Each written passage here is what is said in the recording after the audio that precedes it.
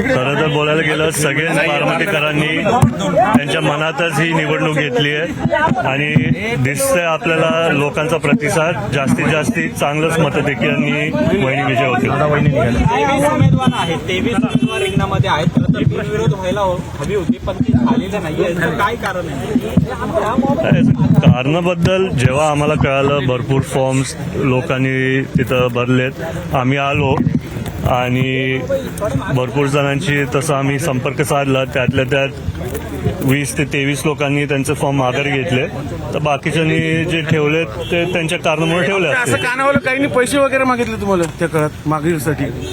हे बघा, लोकांचे खूप काय तसे मागणे होते. पैशाचं कोणी असं काय बोललं नाही, पण त्यातल्या त्यात कधी कोणाला तरी आर्थिक थोडी मदत लागती. म्हणजे प्रयत्न झालेले आहेत. या जे काही अपक्ष राहिले रिंगणात त्यांच्या अपेक्षा त्याच्याबद्दल मी काय बोलणार. काय आव्हान कराल बारामतीकरांना? क्लीन चिट मिळालेली आहे रोहित पवारांना राज्य शिखर बँकेच्या प्रकरणामध्ये. नाही, त्याच्याबद्दल मी काय बघितली नाही बातमी. हिंदी में बताइए अभी कि क्या आज जो इम्पोर्टेंट डे है क्या आव्हान काय कराल बारामतीकरांना? कारण कसं पोटनिवडणूक मैं आहे. सबको आह्वान करूंगा कि ज्यादा से ज्यादा लोग, लेकिन आशा ही है दादा के लिए सब बाहर आके उधर मतदान करेंगे. और आपको दिख रहा है आज सुबह भी बहुत इधर लोग आए. बाकी के बूथ पे भी मैंने फोन करके हमारे पोलिंग एजेंट को पूछा, वो सब बोल रहे कि प्रतिसाद अच्छा है, बहुत लोग बाहर आ रहे हैं. आज बारामतीकरांना काय दादा आवाहन कराल? बारामतीकरांना आवाहन करण्यापेक्षा मी जेव्हा गावोगावी दौरे करत होतो, सगळ्यांच्या मनात स्वतःच एक आशा होती की दादांसाठी ह्यावेळेस स्वतःच येऊन तिथं चांगल्या टक्केवारीने मतदान करणार लोक. दादांचं लीड नेहमीच विक्रमी राहिलेलं आहे. पण मात्र ज्या पद्धतीने तुम्ही नका रोहित पवार हे भाजपवरती महायुतीवरती टीका करताना पाहायला मिळतात त्या संपूर्ण प्रचारादरम्यान तो हे बघा, मी सारखं सांगत आलोय की जर ते त्यांच्या वतीने प्रचार करत असतील, ते त्यांच्या वतीने करतायत दादांसाठी. आम्ही आमच्या वतीने प्रचार करत आलोय आणि आमचे मित्रपक्ष त्यांच्या वतीने प्रचार करतायत. त्याच्यामुळे दुसऱ्यांच्या मनात काय भावना ते प्रचारच्या दरम्यान बोलत असतील त्याच्याबद्दल मी नाही काय बोलणं दादा योग्य तसं वाटतं. पाहिलं नाही, विरोधक तशा अर्थाने कोणीच नाही स्ट्रॉंग विरोधक. असं सगळे जे काय किरकोळ अपक्ष विरोधक कोणी नाही स्ट्रॉंग. तुम्ही बोलताय ते बरोबर आहे, पण सगळ्यांनी ही निवडणूक एक रेकॉर्ड ब्रेकिंग मतधिक्यांनी वहिनीला व दादांना विजय व्हावं म्हणून सगळ्यांनी तसं एक श्रद्धांजली ठरावी दादांना. कारण दादांचं लीड नेहमीच विक्रमी राहिलेलं आहे. पण आता बरोबर, समोर सगळ्यांच्या विरोधक मनात तेच होतं की बिनविरोध झाले असते तर ती खरी श्रद्धांजली दादांना अर्पण झाली असती, पण तसं नाही झालं.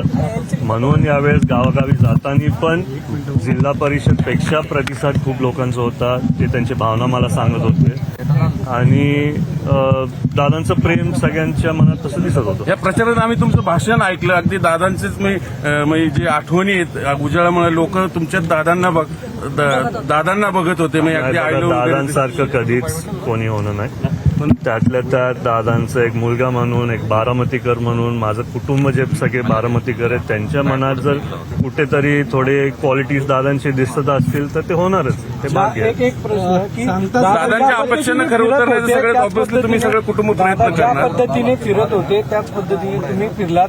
लोकांचे प्रश्न जाणून घेताना काय वाटले की दादांना हे सगळं एवढा सगळा संघर्ष आणि आता तो पण तुम्हालाच करायची वेळ आहे? नाही, मी गावागावी जाताना तुमचं बरोबर आहे, पण दादांनी अनेक वर्ष कष्ट घेतलेत आणि बरोबर आहे खूप काही मुद्दे होते आणि खरंच वाटलं नव्हतं की दादा आपल्याला सोडून म्हणजे गेलेत. मनात पण अजून ते वाईट वाटतं, पण लोकांची एक आशा आहे आणि जर मी त्यांचे कामं सर्वांचे करू शकलो आणि करतोच आहे तर मी नक्कीच ते करणार आणि सगळ्यांसाठी मी ठामपणाने उभा राहणार. बारामतीचं पालकत्व मुलगा म्हणून तुम्ही घेणार का? एरवी दादाच कारभार, पण आता किती नाही म्हणलं डीसीएम पूर्ण राज्याचा पक्षाचा कारभार, पार दादा केंद्रात खासदार झालेत. बारामती एकूण मतदारसंघ दादांच्या जागी तुम्ही सगळे जे नाही बघा, दादांची जागा कोणी घेऊ नाही शकत. मी तुम्हाला सारखं बोलतोय आणि मी एकटाच नाही, वहिनी असू द्या, पारदादा असू द्या, मी असू द्या, आम्ही तिघं बारामतीसाठी कष्ट घेणार आणि काम करणार.